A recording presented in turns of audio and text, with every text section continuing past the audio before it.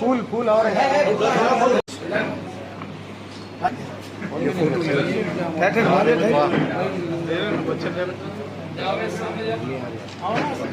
मक्का है मंदिर किसका पिन ले साहब ने पिना सुमित हाँ थोड़ा जरा सामने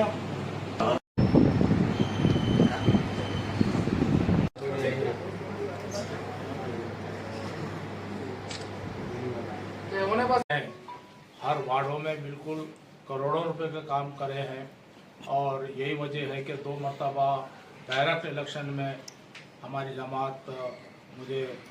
टिकट दी और उसके बाद यहाँ के मुसलमानों की तरफ से अल्लाह कामयाबी दिया।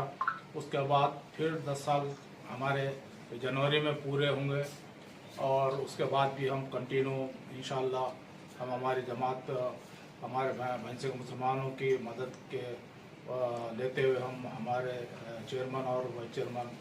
को हम कायम रखेंगे। इंशाअल्लाह अब की बार 15 के पार वो भी हमारा नारा रहेगा।